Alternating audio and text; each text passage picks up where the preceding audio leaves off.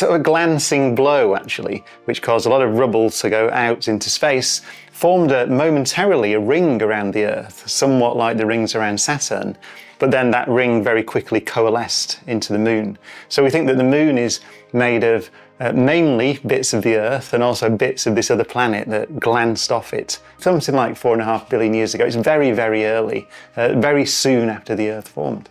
As Jupiter is made of gas, could you fly a rocket straight through? No. So you could fly a rocket through the upper bits of its atmosphere, where it's not quite as dense. But if you go down towards the core of Jupiter, the pressure becomes so high and the temperatures become very high. We think there are all sorts of exotic materials. We don't really know what's at the centre of Jupiter. We have a spacecraft called Juno at the moment, which is orbiting around Jupiter to answer that very question, trying to work out what is actually in the middle.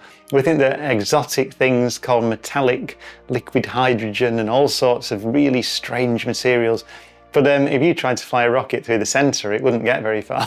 It'd get squashed and crushed and melted. And then it may well hit something very solid indeed in the core.